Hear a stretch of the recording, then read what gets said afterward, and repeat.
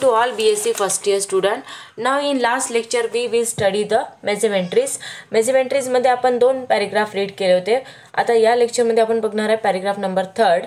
आता याच्यामध्ये बघा जो काही चेंबर्स असतो in chambers in between the primary mesometries कशामध्ये ओपन होतात अँड कम्युनिकेशन कशामध्ये होते with each other only below the स्टोडोडियम.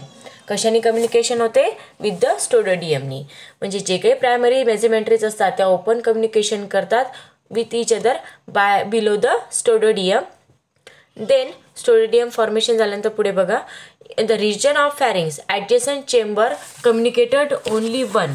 म्हणजे त्याच्यामध्ये म्हटलेलं आहे जो काही चेंबर्स असेल बिलोच्या फिगरसुद्धा बघा तुम्ही जी काही 2.10 नंबरची दिलेली आहे ती सुद्धा बघा. आता या प्रायमरी मेसोमेट्रीज ज्या असतात त्या ओपन कम्युनिकेशन करतात with the below of the स्टोडिडियम.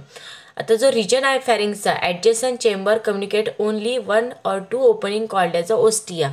जो काही फॅरिंगचा रिजन आहे त्याच्या ॲडजसंटमध्ये जे चेंबर कम्युनिकेशन होते त्या ठिकाणी प्रेझेंट आहे ज्या 1 to 2 ओपनिंग त्याला म्हणतात ओस्टिया. काय म्हटलं जाते पर्टिक्युलरली त्या रिजनला ostia. Then next point is the each complete mesometry bears 2 ostia, one marginal, one is the oral or axial. आता complete mesometry जी असते ते complete mesometries ज्या राहतात त्या mesometryमध्ये प्रेझेंट आहे totally one is the ostia and 2 ostia, one is the marginal and second is the oral. And while other mesometries have only single marginal ostium. बाकीचे जे असतात त्या ठिकाणी काय प्रेझेंट आहे marginal ostium. And then the ostia for the circulation of water from one chamber to the another below the pharynx edges and free which recover towards the body. म्हणजे बघा याच्यामध्ये काय कम्युनिकेशन जे होते फॅरिंगचं त्याला म्हणतात त्या रिजनला ते जे ओपनिंग असतात 1 to 2 ओपनिंग त्याला म्हणतात ओस्टिया. ओस्टिया 2 आहे. एक आहे marginal, second is the oral ostia. 1 oral आहे किंवा ॲक्झियल इन पोझिशनमध्ये असते. आणि ह्या जो ओस्टियाचा यूज कशासाठी केला जाते अँड अदर जे असतात बाकीचे रिमेनिंग त्याला म्हणतात सिंगल मार्जिनल ओस्टिया. ओके. आता ह्या ज्या ओस्टिया असतात पुन्हा सांगते बघा प्रायमरी मेसोमेट्रीज आहे त्यांचं ओपन कम्युनिकेशन होते बिलो द स्टोडिडियम. ओके. देन फॅरिंगचा जो रिजन आहे त्यांची जी ओपनिंग होते किंवा कम्युनिकेशन होते विथ द ॲडजसंट चेंबरसोबत आणि कम्युनिकेट झाल्यानंतर ओपनिंग जे होते त्याला म्हणतात ओस्टिया. ओस्टिया 2 टाईप्स आहे. First is the marginal, second is the one is the oral. 2 ostia base 2 ostia, one is the marginal and second is the 1 oral. ठीक आहे. आणि रिमेनिंग जे आहे त्या काय आहे single marginal ostium. Single marginal ostium. आणि ओस्टियाचं फंक्शन्स काय यूज कशासाठी होते सर्क्युलेशन करण्याचं वॉटरचं from one chamber to the another chamber and below the pharynx free which recover towards the body. आणि फॅरिंगच्या रिजनकडून जे काही बाकीचा रिजन्स असतो त्या ठिकाणी फ्रीली रिकवर करते टुवर्ड्स द बॉडीकडे. Okay. Then next paragraph is the next पॅराग्राफमध्ये बघा mesometries have double sheets of the stomach lining gastrodermis. Double sheet जे प्रेझेंट आहेत फिगर नंबर 2.11 ऑब्झर्व करा त्याच्यामध्ये दिलेली आहे. फिगर नंबर 2.11 जी आहे ती बघायची आहे तुम्हाला. ही जी दिलेली आहे त्याच्यामध्ये बघा त्याच्यामध्ये पॉईंट सांगते.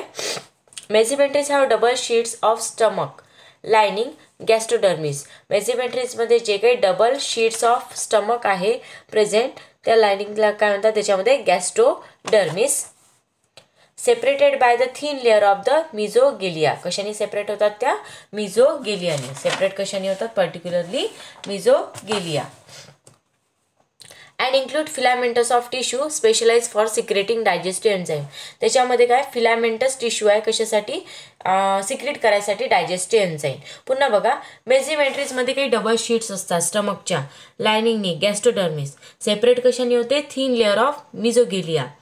आणि ज्या काही फिलामेंट्स असतात टिश्यूच्या त्या कशासाठी यूज केले जाते की जे काही सिक्रेशन करायचं असेल फॉर द डायजेस्टिव्ह एन्झाईमचं. And these filaments extend below the lower margin of mesometry and hanging the free in the gastrovascular cavity as actonial filamentous. म्हणजे त्याच्यामध्ये जे काही फिलामेंट एक्सटेंड होते below the lower margin of मेसोमेट्रीमध्ये त्या ठिकाणी गॅस्ट्रोवॅस्क्युलर cavity असते जे आहे ॲक्टोनियल फिलामेंटस. ॲक्टोनिया जे आहे त्याच्यामध्ये म्हटलेलं आहे bears the nematocytes and gland cells. Acontial filament जे असतात त्या काय बियर्स करतात निमॅटोसाइट्स अँड ग्लँड सेल्स.